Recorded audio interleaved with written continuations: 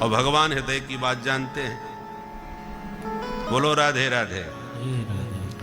यदि कोई गोपी पनघट पे पानी भरने गई और गोविंद ने उसको छेड़ दिया तो हृदय में आनंद से भरी हुई गोपी आती है और सब सखियों को शिकायत करती हुई सी नजर आती है। बंसी बारे ने घेर लई अकेली पनिया गई। अब ये शिकायत कर रही है कि अपनी महिमा गा रही है। जब वो कहती है कि मैं आज गलती से अकेली चली गई बहन, तो आनंद के छोरा ने बहुत ही तंग कियो मुझको, बहुत परेशान किया, मेरी नाक में दम कर दीवानी। अब सुनने में लग रहा है कि ये शिकायत कर रही है, पर वस्तुतः शिकायत नहीं कर रही, सखियों को अपना सौभाग्य सुना रही है।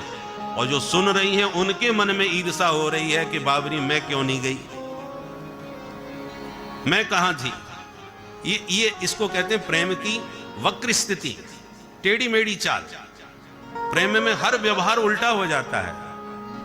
प्रेम में अनुकूलता में ही प्रतिकूलता है, प्रतिकूलता में ही अनुकूलता है, सम्मान में ही अपमान है, अपमान में ही सम्मान है। जिनसे आप अत्यंत प्रेम करते हैं वो आपके घर कुछ दिनों बाद आवे और आप उनको बहुत सम्मान के साथ, आइए श्रीमान जी, अहो भाग्य हमारे, तो हमारा आंगन पावन हो गया आपके चरणों से, नेत्र सफल हो गए आपके दर्शनों से, तो उसे लगेगा ये नाराज ज्यादा ही है कुछ।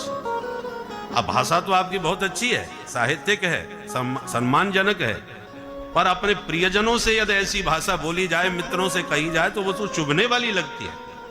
उसको ऐसे आनंद थोड़ी आएगा कि तो तेरे को क्या हो गया भाई, कैसी भाषा बोल रहा है। उससे तो तुम बिल्कुल तू चढ़ा करो, क्यों रे तू इतने दिन तक कहाँ रहा था, इतने दिनों बाद आज फुर्सत मिली है मुंह दिखाने की, उसको इसी में आनंद आएगा। ये साहित्यिक भाषा उसको अच्छी थोड़ी लगेगी, ये दूरी का परिचायक लगता है।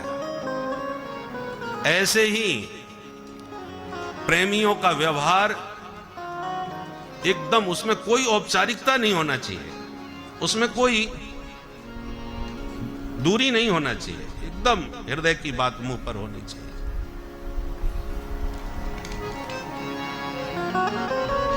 बोलो जय श्री राधे। एक गोपी ने जब बहुत शिकायतें सुनी कि कन्हैया ने मुझे ऐसे छेड़ा वैसे छेड़ा, सब गोपियां अपनी अपनी सुनाती थी, तो उस गोपी को लगने लगा या तो ये सब झूठ बोलती है, अथवा यह सबको छेड़ते हैं तो मुझे क्यों नहीं छेड़ा, मुझे तो आज तक नहीं छेड़ा, या तो मैं इतनी गई गुजरी हूं कि मेरी तरफ उनकी दृष्टि ही नहीं जाती, अथवा ये सब की सब झूठ बोलते हैं। इसमें सच्चाई क्या है? यदि इनकी बातों में तनिक भी सच्चाई है तो आज मैं परीक्षा लेके देखती हूं।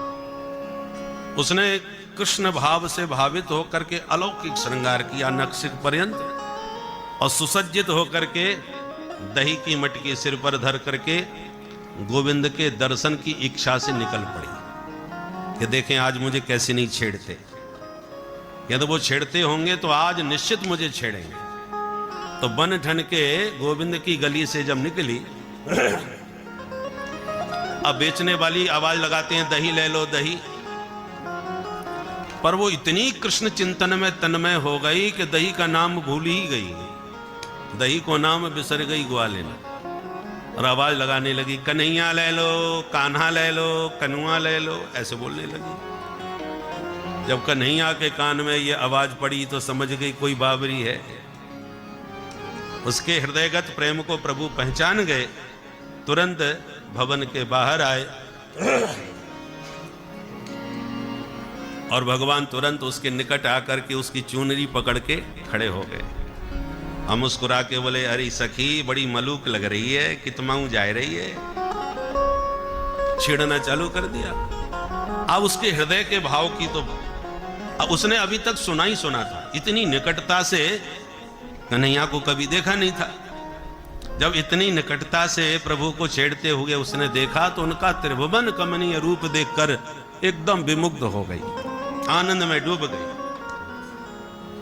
देखी छवि आज श्याम सुंदर की, देखी छवि आज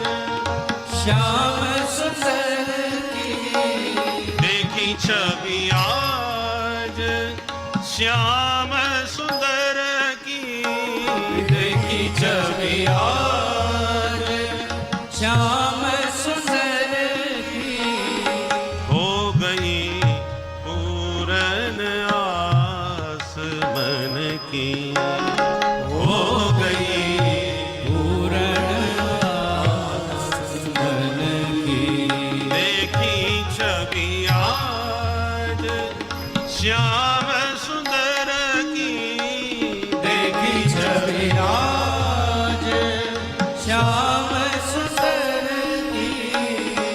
मोर मुकुट पीतांबर धारी, मोर मुकुट पीतांबर धारी। मोर मुकुट पीतांबर धारी, मोर मुकुट पीतांबर धारी। शोभा अनुपम सुंदर की। देखी छवि आज श्याम सुंदर की। देखी छवि आज श्याम सुंदर की, हो गई पूरन आस मन की। देखी छवि आज श्याम सुंदर की। आनंद में डूब गई वह ब्रज गोपी, परंतु हृदय में तो आनंद भरा हुआ है गोविंद के दरस का। और मुंह से क्या बोल रही है? मुंचांचलम चंचल पश्यलोकम। मुंचांचलम चंचल पश्यलोकम। मुंचांचलम चंचल पश्यलोकम। मुंचांचलम चंचल पश्यलोकम। बालोसी नालोकयसे कलंकम। बालोसी नालोकयसे कलंका। मुंह से क्या कह रही है? ए चंचल, छोड़ मेरा अंचल। लोकम पश्य, इस दुनियादारी को भी देख। बीच रास्ते में मेरी चुनरी पकड़ के तू खड़ा है, कोई देखेगा तो तेरा कुछ नहीं बिगड़ेगा, मेरा नाम बदनाम हो जाएगा। इसलिए छोड़ और भाग। जैसे डांटने लगी, आंख दिखाने लगी, तो कन्हैया छोड़ करके चल दिए। और जैसी छोड़ के चले तो हंसने लगी और पीछे से आवाज लगाती है,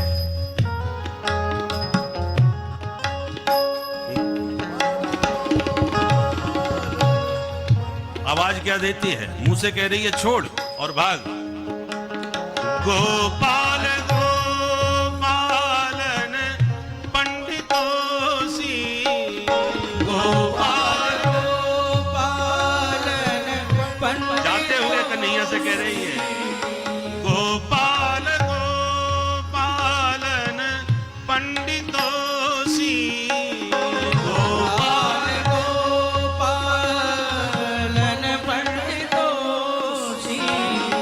भावम न जानासि विलासे लीना। भावं न जानासि विलासे लीना। मुंचांचलम चंचल पश्यलोकम। मुंचांचलम चंचल पश्यलोकम। मुंचांचलम पश्य मुंचांचलम पश्य। अब देखिए, हृदय में आनंद भरा है ब्रज गोपी के, और मुंह से कह रही है, ए चंचल, छोड़ मेरा अंचल। मुंचांचलम चंचल पश्यलोकम। बालोसी, तू बिल्कुल बच्चा है। नालोकयसे कलंकम, लोकलाज लोक कलंक का तुझे कुछ ज्ञान नहीं है, इसलिए छोड़ और भाग। और जैसी छोड़ के भागने लगे तो हंसते हुए कहते हैं, गोपाल गोपालन पंडितोसी। अरे चार्थ को तो तूने ग्रहण कर लिया, भावार्थ को नहीं समझा, हृदय की भाषा नहीं समझता, तू बुद्धू है। अब जैसे कहा कि तू बुद्धू है, कुछ नहीं जानता, तो कन्हैया सिर खुजलाने लगे। भाई इसने कहा कि इसके भावों से लगा कि कहना चाहती है कि छेड़ो, तो मैंने छेड़ दिया। इसने कहा छोड़ो, तो छोड़ दिया। अब कहती है तू बुद्धू है। तो भगवान को लगा मैं सीधा सीधा चलता हूं, ये थोड़ी टेढ़ी मेढ़ी चलती है, इसकी भाषा व्यवहार समझ में नहीं आता कुछ। तो आज जब माधव की मुरली पर दीवानी गोपियां दौड़ के पहुंच गईं, बिल्कुल सीधी, गोपियों का प्रेम बिल्कुल सीधा भगवान की ओर प्रवाहमान हुआ। तो भगवान को लगा आज थोड़े हम भी टेढ़े बन के देखते हैं। तो जब सीधी सीधी गोपियां प्रेम में आ गई तो भगवान थोड़े टेढ़े बन के बोले ब्रूतागमन कारणम। आज ठाकुर जी की भाषा टेढ़ी हो गई। कैसे आना हुआ? जाओ पति की सेवा करो।